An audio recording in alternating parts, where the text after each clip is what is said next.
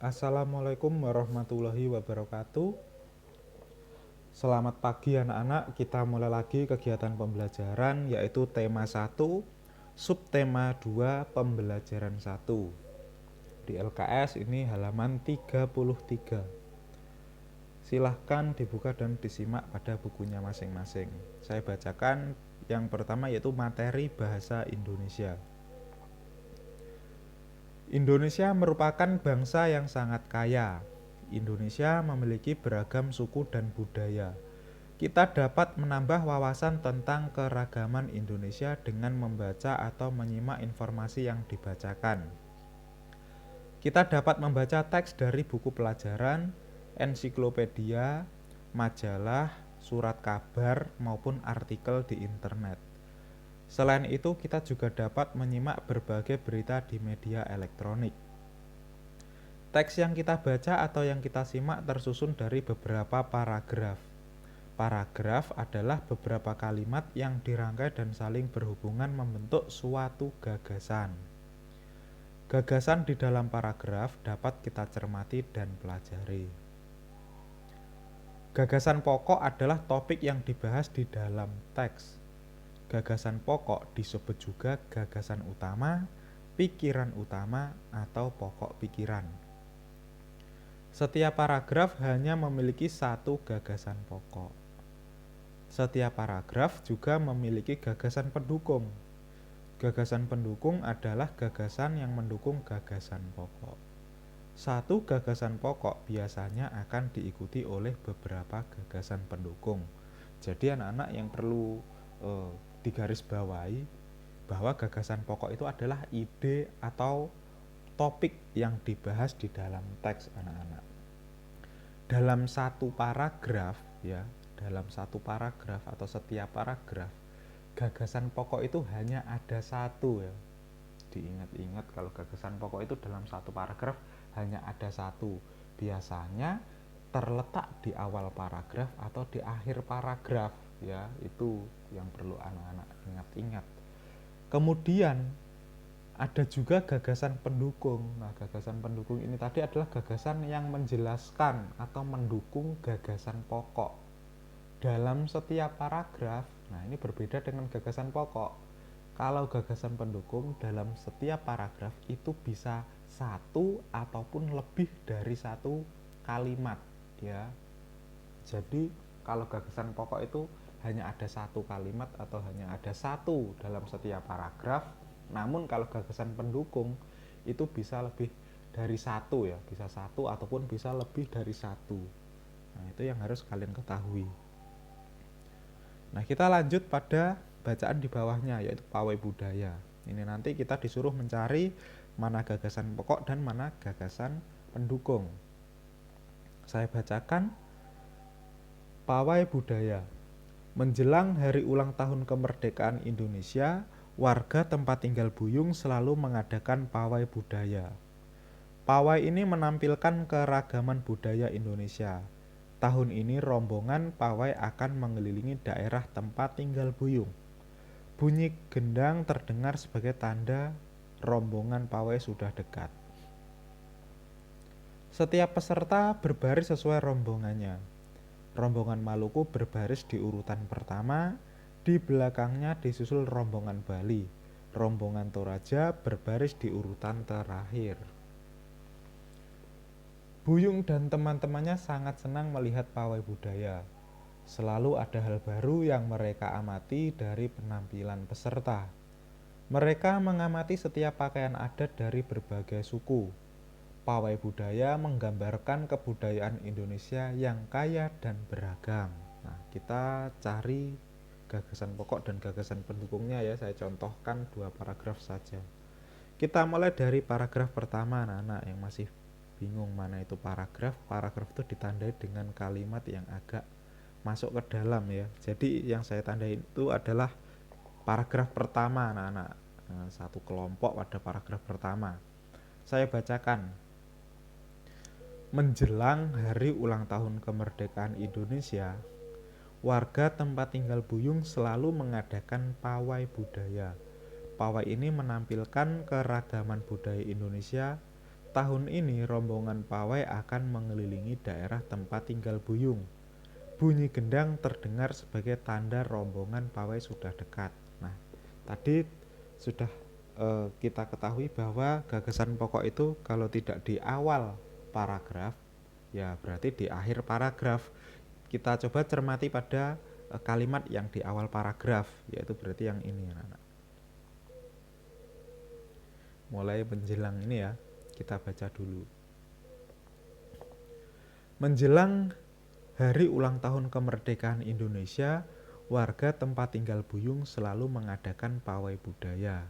Nah, ini kalau kita cermati, kalimat ini mengarah pada gagasan pokok, anak-anak, karena memberitahu kepada kita ya bahwa menjelang hari ulang tahun kemerdekaan Indonesia, warga tempat tinggal Buyung ini selalu mengadakan pawai budaya. Nah, ini kita dikasih tahu ya.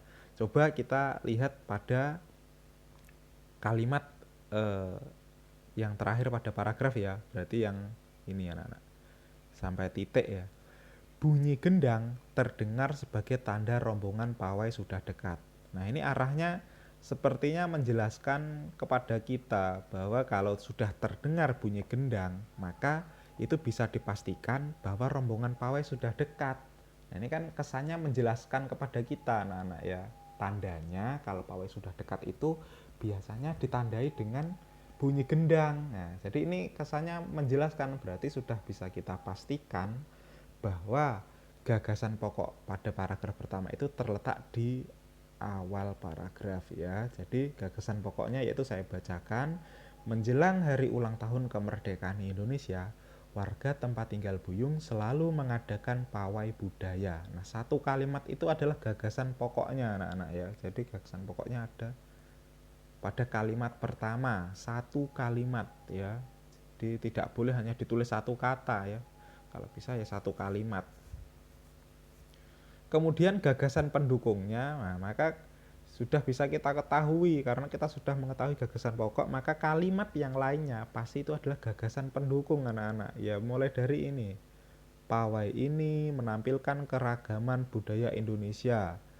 Tahun ini rombongan pawai akan mengelilingi daerah tempat tinggal Buyung. Bunyi gendang terdengar sebagai tanda rombongan pawai sudah dekat. Jadi semua kalimat itu yang barusan saya bacakan itu adalah gagasan pendukung. Jadi ada 3 kalimat gagasan pendukungnya, anak-anak. Nah, sekarang kita cari gagasan pokok dan gagasan pendukung pada paragraf kedua. Berarti yang ini, anak-anak, ditandai dengan kalimat yang menjorok ke dalam itu. Saya bacakan lagi. Setiap peserta berbaris sesuai rombongannya. Rombongan Maluku berbaris di urutan pertama, di belakangnya disusul rombongan Bali. Rombongan Toraja berbaris di urutan akhir. Nah, ingat bahwa gagasan pokok itu kalau tidak di awal paragraf, maka di akhir paragraf kita cermati dulu yang di awal paragraf. Berarti yang kalimat ini. Setiap peserta berbaris sesuai rombongannya. Nah, ini kan kesannya memberitahu kepada kita ya, anak-anak, bahwa setiap peserta itu selalu berbaris sesuai rombongannya. Kita lihat pada kalimat terakhirnya, pada paragraf kedua.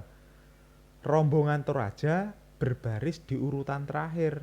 Nah, ini kan kesannya menjelaskan kepada kita bahwa setiap barisan tadi, rombongan Toraja ternyata berbaris di urutan terakhir. Nah, ini termasuk kalimat penjelas, anak-anak, menjelaskan kepada kita tadi. Maka bisa kita simpulkan bahwa gagasan utamanya ternyata juga terletak di awal paragraf yang ini. Setiap peserta berbaris sesuai rombongannya. Ini adalah gagasan pokok atau gagasan utamanya, anak-anak ya. Seperti itu cara mencarinya. Kalau sudah ketemu gagasan pokok, maka kalimat yang lain itu sudah dipastikan gagasan pendukung, yaitu mulai dari rombongan Maluku berbaris di urutan pertama. Kemudian di belakangnya disusul rombongan Bali.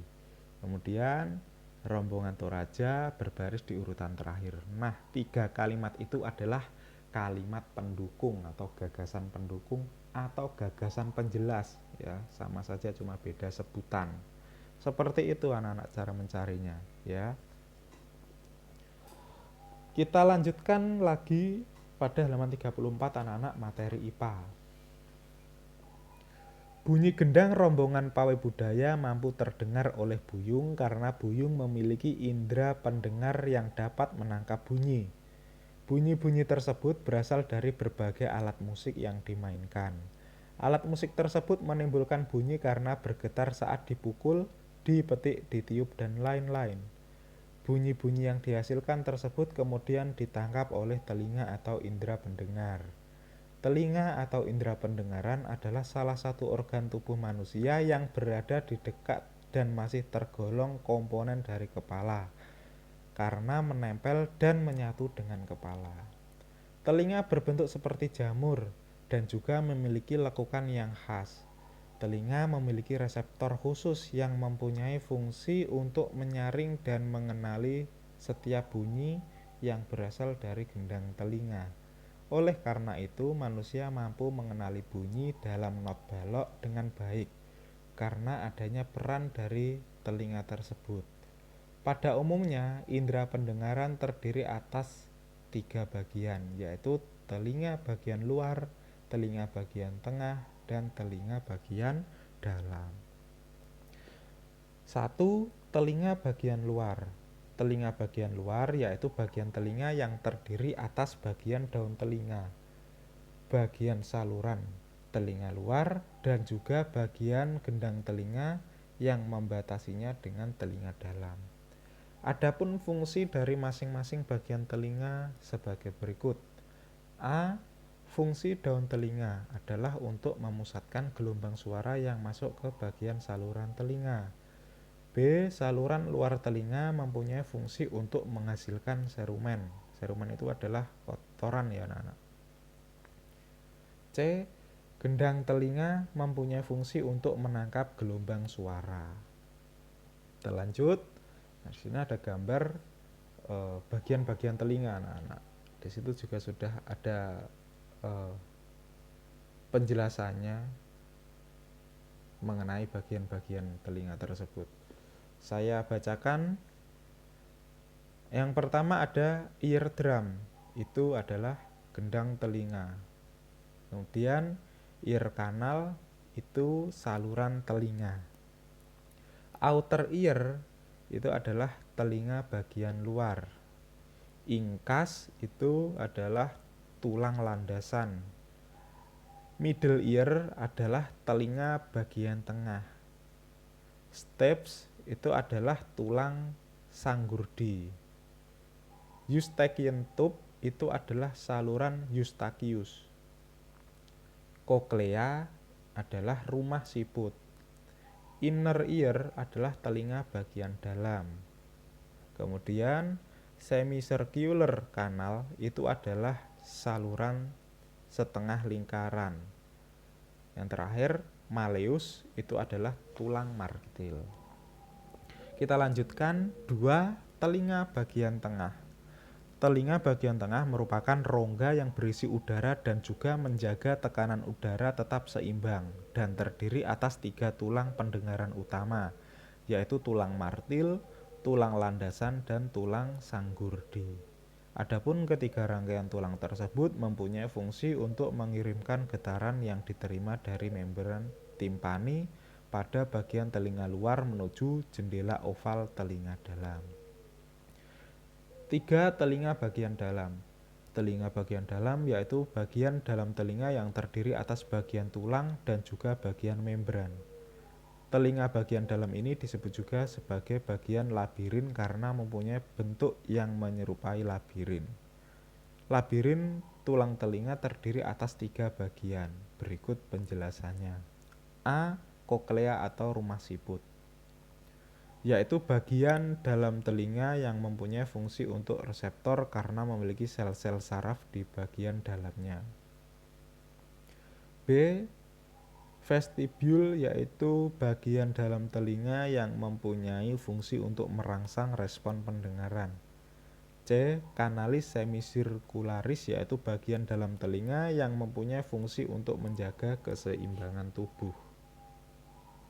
Nah, ini tadi yaitu oh, materi IPA mengenai bagian-bagian telinga anak-anak ya. Tadi ada telinga bagian luar, telinga bagian tengah, dan telinga bagian dalam. Masing-masing bagian tadi juga mempunyai fungsi sendiri-sendiri ya. Kalau telinga bagian luar tadi di dalamnya ada daun telinga yang berfungsi untuk memusatkan gelombang suara. Kemudian kalau saluran telinga luar yaitu memiliki fungsi menghasilkan serumen. Ada juga gendang telinga tadi, fungsinya yaitu menangkap gelombang suara. Kemudian pada telinga bagian tengah tadi yaitu terdiri atas 3 tulang pendengaran utama, yaitu tulang martil, tulang landasan, dan tulang sanggurdi. Kemudian juga mempunyai fungsi sendiri, yaitu untuk mengirimkan getaran yang diterima dari membran timpani pada bagian telinga luar menuju jendela oval telinga dalam. Kalau telinga bagian dalam itu di dalamnya ada koklea atau rumah siput, ada juga vestibul dan kanalis semisirkularis. Itu juga memiliki pengertian dan fungsi sendiri-sendiri anak-anak. Kita lanjutkan ya pada materi IPS. Halaman 36 anak-anak. Indonesia tak hanya kaya akan budaya, tetapi Indonesia juga kaya akan beragam agama. Di Indonesia ada 6 agama yang diakui. Masyarakat Indonesia bebas memeluk agama sesuai keyakinannya. Perbedaan agama itu mengakibatkan masyarakat Indonesia memiliki budaya yang beragam. Uniknya setiap agama tersebut memiliki hari raya atau hari besar atau perayaan masing-masing. Agama Islam merayakan Idul Fitri sebagai hari kebesarannya. Idul Fitri secara bahasa adalah kembali kepada fitrah. Pengertian fitrah menurut Nabi Muhammad SAW adalah kondisi suci, bebas dari dosa, seperti kondisi saat seseorang dilahirkan. Idul Fitri diperingati setiap tanggal 1 Syawal. Bulan Syawal memiliki makna meningkat. Maksudnya adalah bulan peningkatan amal ibadah setelah sebelumnya umat Islam mendapat pendidikan dan pelatihan selama 1 bulan penuh di bulan Ramadan.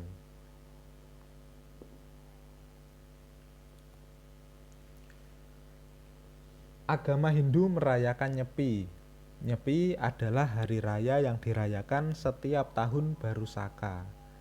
Tahun baru Saka jatuh pada hitungan tilem Kasaka 9 yang dipercayai merupakan hari penyucian dewa-dewa yang berada di pusat samudra yang membawa intisari amerta air hidup. Untuk itu umat Hindu melakukan pemujaan suci terhadap mereka. Agama Buddha merayakan Waisak.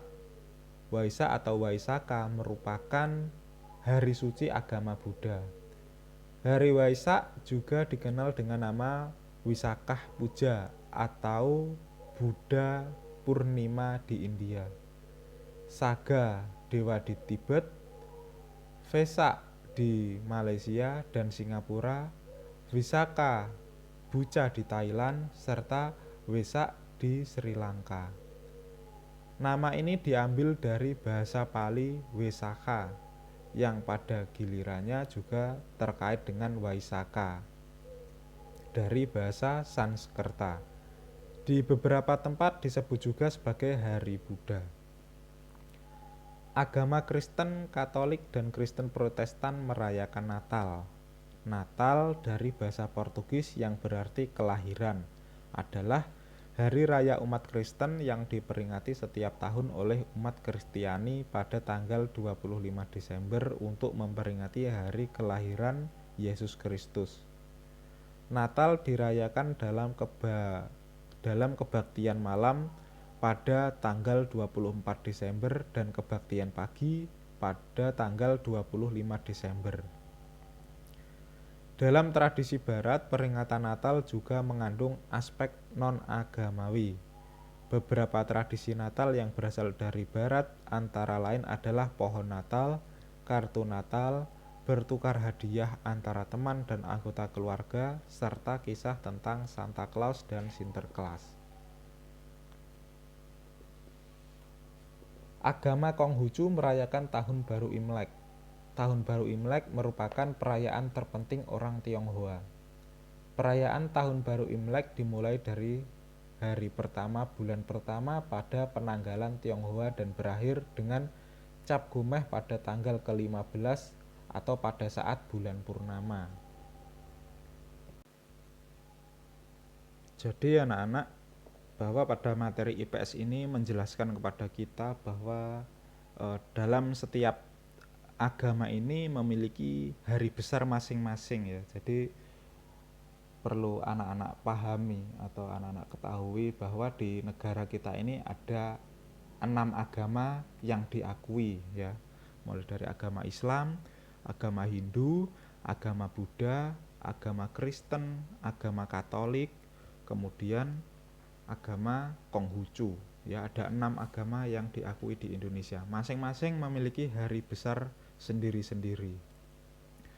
Maka dari itu, meskipun di negara ini banyak sekali keragaman, terutama ini tadi mengenai keragaman agama, maka kita tidak boleh saling menjatuhkan atau kita merasa bahwa agama kita paling benar. Itu ya tidak boleh ya anak-anak. Yang penting tujuan kita itu adalah beribadah sesuai agama kita masing-masing, karena tujuannya juga sama. Agama yang lain itu juga beribadah, memuja kepada kepercayaannya sendiri-sendiri ya. Jadi kita tidak perlu saling menyalahkan, yang penting kita fokus dengan tujuan kita sendiri, yaitu dengan agama yang kita percayai, yang kita yakini. Maka dari itu kita harus bisa saling menolong meskipun kita berbeda agama. Kita harus bisa saling kerjasama meskipun berbeda agama dalam hal kebaikan ya. Kemudian kita juga harus bisa saling memahami, menghormati dan lain-lain supaya terciptanya perdamaian ya. Tidak setiap hari kita lihat masih saja terjadi saling membenci, saling menghina. Nah, itu tidak perlu kita lakukan atau kita ikuti anak-anak ya. Maka kita harus bisa saling menghormati supaya terciptanya persatuan dan kesatuan. Nah, itulah anak-anak materi yang kita bahas pada pembelajaran 1. Setelah itu anak-anak harus mengerjakan tugas penilaian pembelajaran 1 halaman 38 sampai 39 ya, nomor 1 sampai nomor 10. Terima kasih anak-anak. Semoga apa yang saya sampaikan bisa kalian pahami. Saya akhiri, wassalamualaikum warahmatullahi wabarakatuh.